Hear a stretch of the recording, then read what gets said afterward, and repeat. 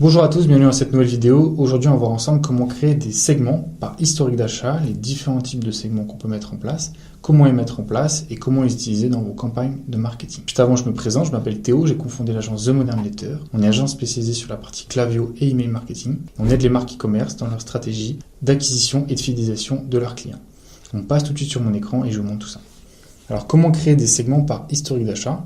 D'abord, la définition et les avantages. Donc, il y a deux grandes catégories de segments par historique d'achat qu'on peut faire. C'est les segments par année, donc notamment sur les années d'achat.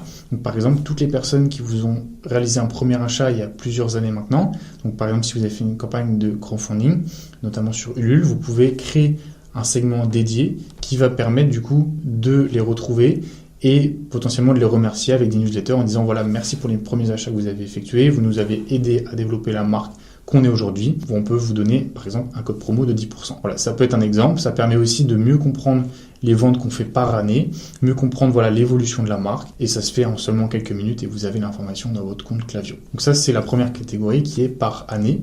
Et on a aussi du coup par achat, donc là ça peut être assez varié, ça peut être par montant d'achat, donc par exemple toutes les personnes qui ont commandé pour plus de 100 euros, 200 ou 500 euros, et du coup aussi par article acheté. Donc par exemple si c'est pour toutes les personnes qui ont acheté plus de 2 articles ou 5 articles, et ben on peut créer un segment dédié, et en fonction de ces segments-là, on peut créer du coup des newsletters qui vont être dédiés pour communiquer et personnaliser au mieux le message. Voilà pour les différents types de segments. On va voir comment le mettre en place du coup sur Klaviyo. Nous voici sur le compte Klaviyo. On va cliquer directement dans Audience ici, lister segments, et on va créer du coup un segment juste ici en haut à droite. Donc là, créer liste ou segment, et nous on sélectionne segment. L'intérêt des segments, c'est qu'ils soient dynamiques, donc c'est-à-dire toutes les personnes qui vont effectuer de nouveaux achats entre temps vont rentrer dans les segments, contrairement à une liste du coup qui elle va être statique, c'est-à-dire qu'elle ne bougera pas, il faudra les ajouter manuellement. Donc voilà, le segment, il y a vraiment un intérêt dynamique et ça permet du coup d'alimenter sans cesse vos segments et votre base de données. Donc là, on va faire un exemple pour toutes les personnes du coup qui ont acheté plusieurs articles. Donc on va mettre acheteur,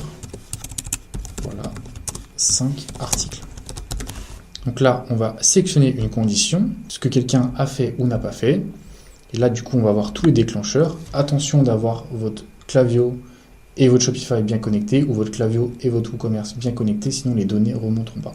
On va faire commande passer. Et là, on va sélectionner est supérieur à. Et donc là, on sélectionne 4 articles donc pour avoir 5 articles. On va sélectionner depuis le début, donc depuis toujours, juste ici, est supérieur à 4 articles. Comme ça, on aura tous les acheteurs de plus de 5 articles. On peut faire la même chose pour la valeur de commande. Donc là, on peut mettre acheteur de plus de 200 euros. On a changé ici la valeur de commande. On va mettre, au lieu d'avoir équivaut, on va mettre est supérieur à. Et là, on sélectionne du coup 200. Pas besoin de mettre le sigle euro. Donc voilà. Attention de ne pas cliquer à est égal à ou équivaut à comme ici, sinon vous aurez seulement les paniers de 200 euros précisément et non 205, 210, 300 euros. Donc voilà, il faut vraiment mettre supérieur à. Si jamais vous voulez tester votre segment avant de le créer, vous pouvez cliquer sur aperçu ici. Et là, vous allez avoir du coup tous les profils qui vont remonter.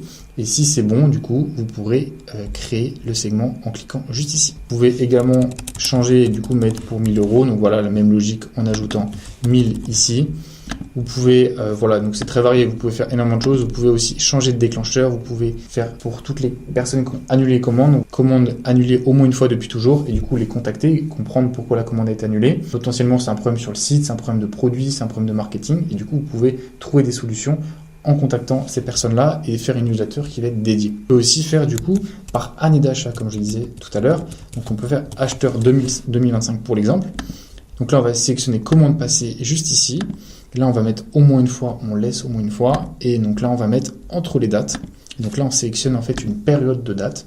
Donc là, on va pouvoir mettre par exemple donc l'année 2025. Donc là, je vais être en janvier. Voilà, je vais prendre le 1er janvier.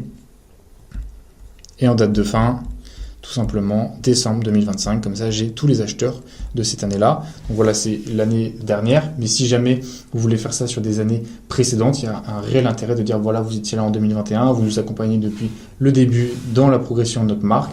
Comment on peut encore l'améliorer. Les gens aiment bien Et c'est normal, quand il y a de la personnalisation, plutôt de faire des emails très génériques, vous pouvez les personnaliser et du coup mieux comprendre ce qui les intéresse vraiment dans votre marque par rapport à la concurrence et le développer encore plus. Donc voilà, encore une fois, si jamais vous voulez voir l'aperçu, vous pouvez cliquer ici. Vous verrez les profils, vous pouvez cliquer notamment sur les profils. Là, on est sur un compte test, donc il n'y a pas de profil.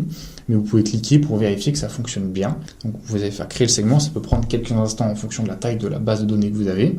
Et une fois que c'est en place, vous allez trouver dans votre bibliothèque de segments juste ici. Voilà pour cette courte vidéo. N'hésitez pas à laisser un commentaire si jamais vous avez des questions juste en dessous. Et si vous souhaitez être accompagné sur la partie Klaviyo, que ce soit pour la partie des flows, des newsletters ou du design, n'hésitez pas à cliquer sur le premier en description et on vous aidera avec grand plaisir. Je vous souhaite une très belle journée et à bientôt. Merci, au revoir.